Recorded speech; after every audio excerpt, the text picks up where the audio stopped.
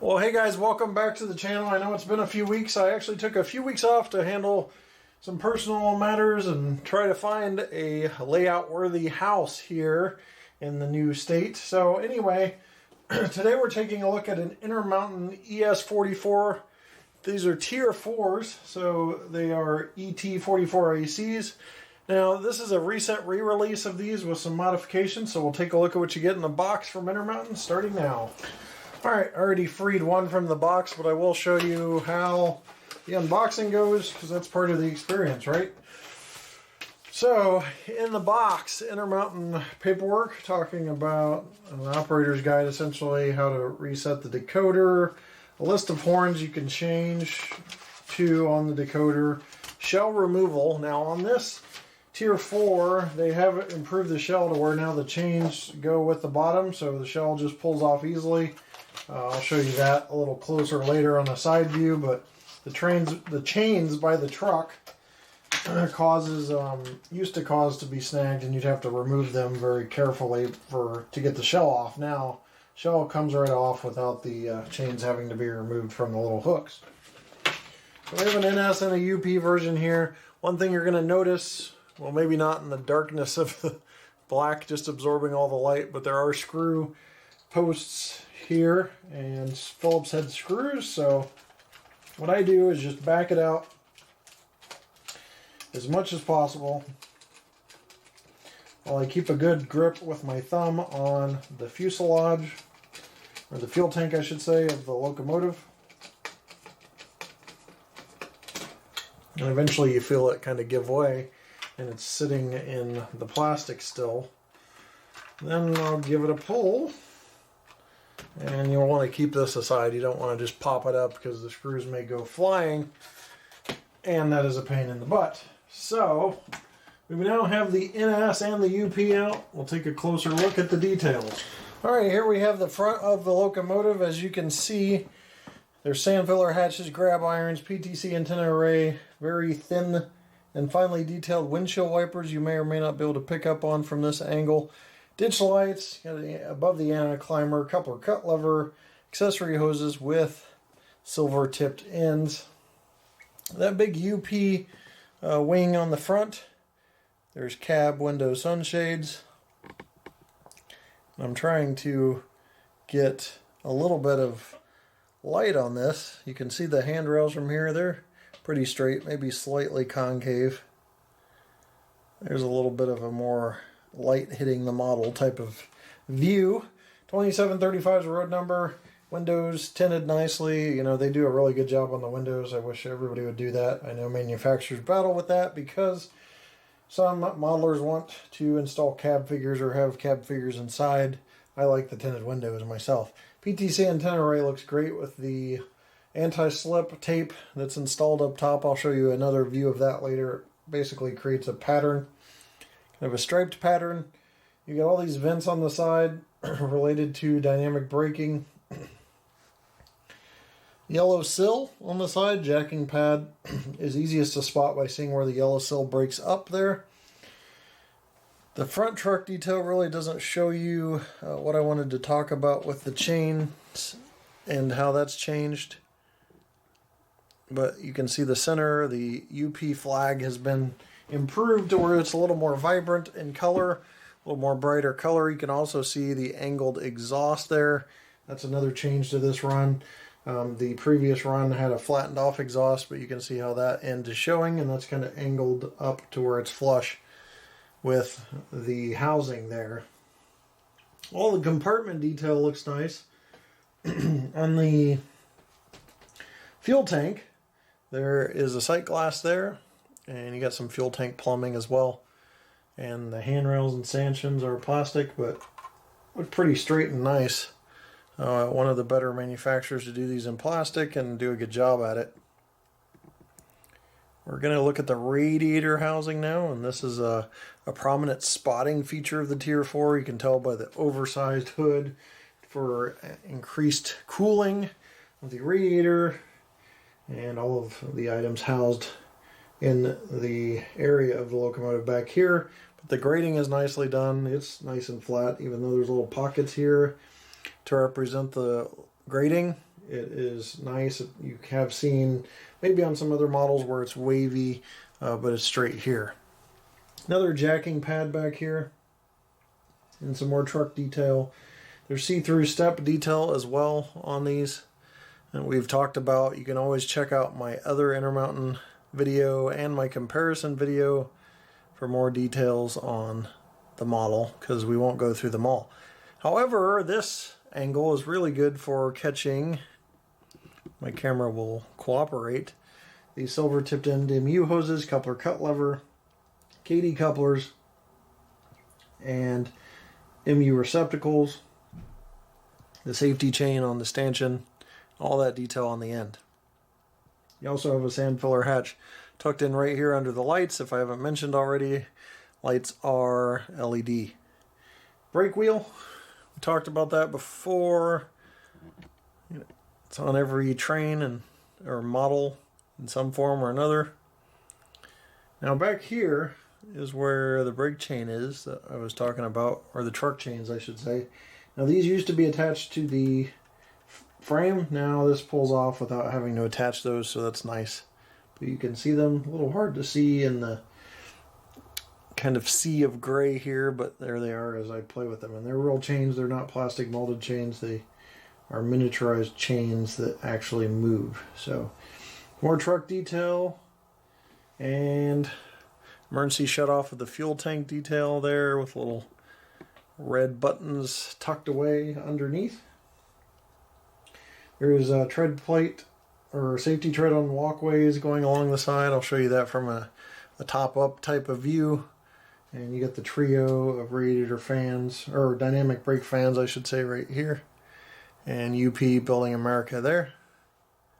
We're back to the front. So we'll take a couple different angles of this, maybe take a look at the top so you can see a little better the PTC antenna and such. Alright, nice good angle of the roof now. You can see the anti-skid tape on the PTC antenna. It kind of makes a pattern there. There's Sinclair antennas and these little white antennas. One of the best PTC antenna arrays I've seen on a model. Looks real good. Latch detail on top, lots of warning labels. The horn, obviously, a 5-chime horn, and the exhaust where you can see a little better how it protrudes out, because that's the, I believe, later version of these. And then you've got the radiator fan, or the radiator housing, I should say, and all the nice detail there. So there's a unique look at the top, and just for, I don't know, purposes where people are curious, there is the bottom. Quick look there, not much to see. You do have the offset holes where the screws would go. So there's that, but other than that, not much to see on the bottom. I'll show you NS real quick in the Vanna White form, and then we'll move on to operation. Alright, here's the NS version all blacked out. Looks really nice. And being in NS territory now, I might have to spend a little more time with NS, and I've kind of alluded to doing so. Let's see, we just have to move my camera and quit being lazy here, but the nose, there are differences in the PTC array and some road name differences you'll see there, but this thing looks sharp. It's a really nice black, it mixes in great with the tinted windows.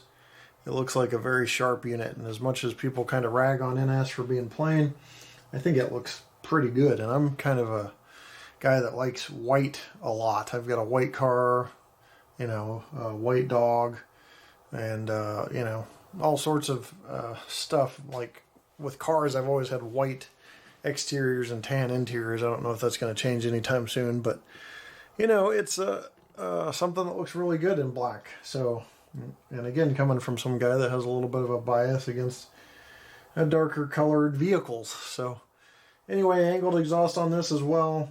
And on the NS version, another main difference that you can probably spot right now is the rear ditch lights. So we'll check those out illuminated later in the review as well. And it's really easy to see the X bracing on this model when it's dark like this. So you can see that goes right there. That's X bracing in the radiator section. And it is also easier to see a lot of the warning labels because they adorn this with warning labels all over the place. And there is a little viewing window right here as well that's a little harder to see in UP just because it's light. So there's some benefits, a lot of cool benefits to NS Black. And even on the fuel tank, you can easily see the shutoff valve, shutoff button, sight glass and stuff there a little better. So not the most beautiful angle right now, so we'll go back to the front, but there is the cab. And that is it for the NS. All right, so one thing I like to do is just run off of the operator's guide for functions. So we're going to go over a few because the review is already going a little longer than I'd like it to, and we have a lot of testing to get to that we didn't do the last time these came out. So starting it up here, that's F8 with ESU.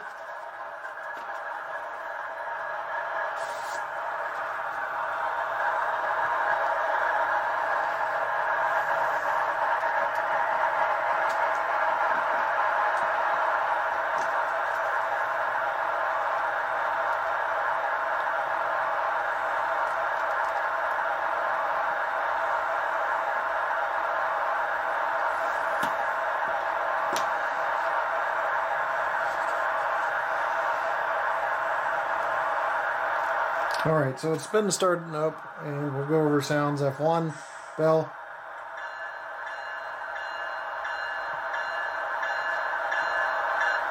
Now 2 will ring the bell and the horn.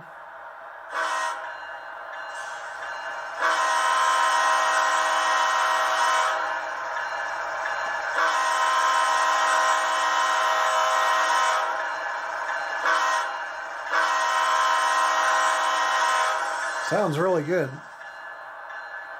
F3's coupler, we'll skip that. F4's dynamic brake fan.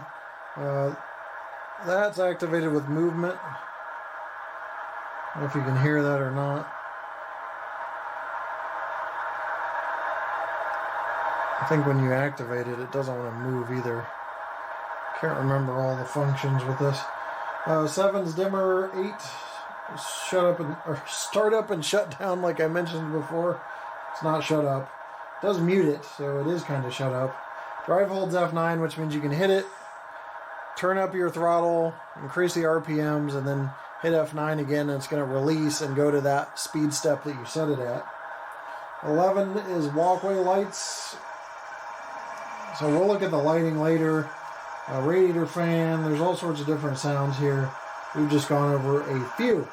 So, again, in the essence of time, go check out my longer review. It is the same decoder.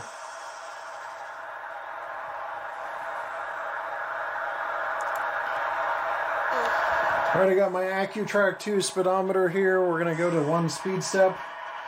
It'll get this locomotive moving, and it'll tell you how fast it's going. Let me see if I can get it a little faster before we hit the speedometer, and then I'll drop it back down to 1. Very smooth operation, you can see for yourself there. Increase of the prime mover, you can hear as well. But this serves 2 purposes: to tell you what the scale speed is and show you slow speed control of 1 out of 126 speed steps. It's 1.3, so very good slow speed. We'll go ahead and remove this. 1.3 miles per hour on just speed step 1. We'll look at 2 and 3. I usually don't go that high if it's smooth, which it is. So we'll go ahead and stop and go in reverse.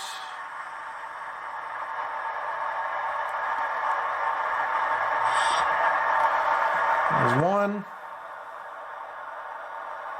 Appears to be pretty smooth in reverse as well. 2.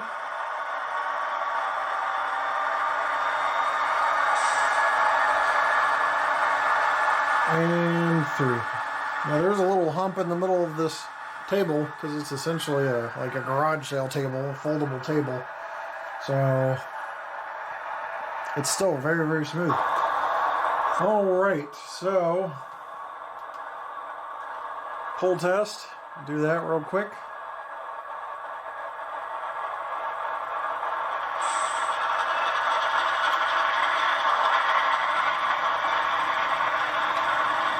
Took a second to get going there.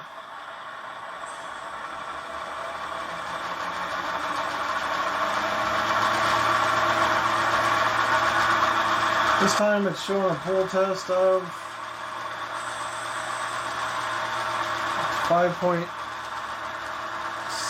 ounces, 5.8 ounces. Looks like that's where it's going to cap off.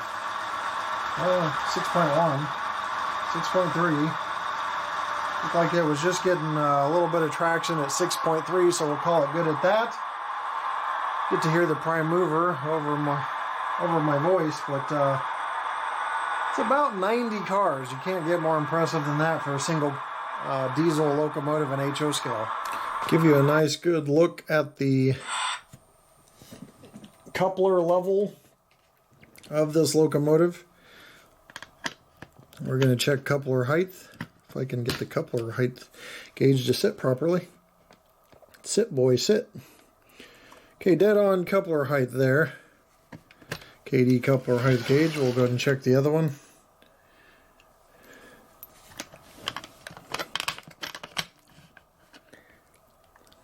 That one's sitting just a tad bit high, but you be the judge. While we've got this, I will show you the brake chain in the back real quick since there's a little better look at it here. There's the brake chain. So this little chain right here no longer requires removal from the frame. Still wants to blend in pretty good, doesn't it? So that is the Tier 4 locomotive. You guys have been patiently waiting on the look of the lighting, so I'm going to show you that next, and we'll wrap this review up. Alright, we turned down the lights to get the locomotives in the mood for some mood lighting here. I'll show you the number board lights you can see there. There's the ditch lights. There's also walkway lights you can see right in between the ditch lights.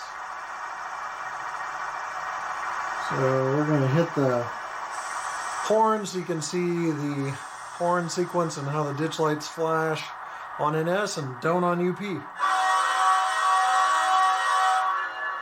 Well, never mind. They flash on both. UP is not supposed to flash, so you'd have to make some CV adjustments in order to do so, but I do everything right out of the box here, so as you can see, I'm not covering up for anything. It needs UP needs some programming to not flash.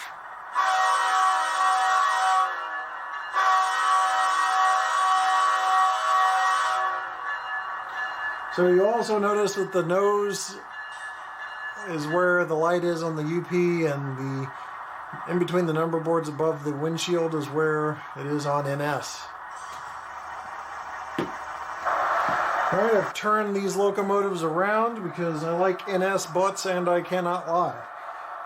We're going to look at reverse. As we mentioned before, the NS has ditch lights in reverse. UP does not. We're going to go ahead and hit the horn so you can see if there's flashing on the reverse for the NS. And it may be hard to tell, but there is.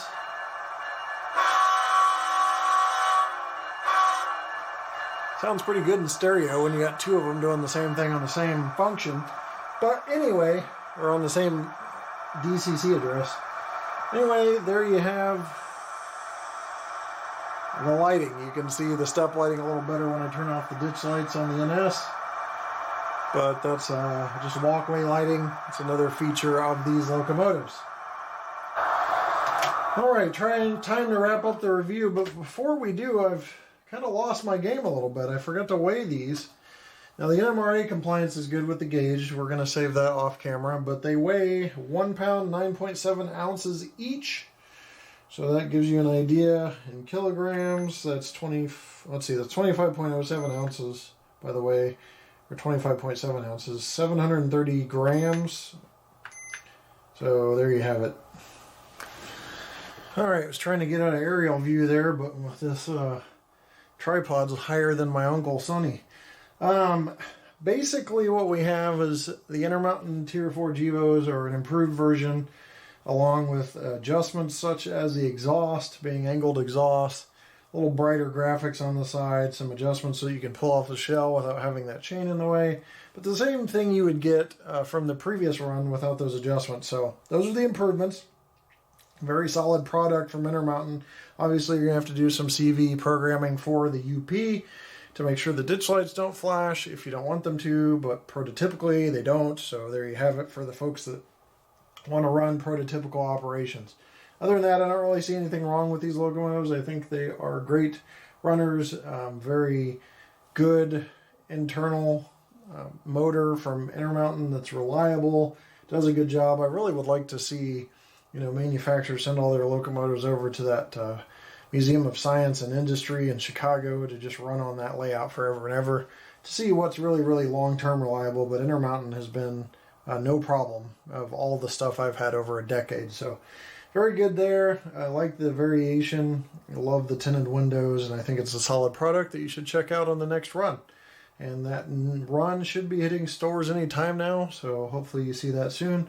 With that said, I'm going to leave you with no run by because we still have no layout, but trust me, I am working on it, and it's so close I can smell it. We're hoping they have some progress to announce in the next couple of months, with something in the works this weekend that would take a couple months to happen, but that's how the housing market works. So I could find a house tomorrow, but it takes 2 months or so to get in it. So we'll see what happens this weekend. I'm not getting my hopes too high up because we've been heartbroken before with a couple offers that have been declined, or really sellers that are being difficult. So we will keep up the search. That's why there's a 1-year rental on this house we're in now, so we can take our time and find something we love.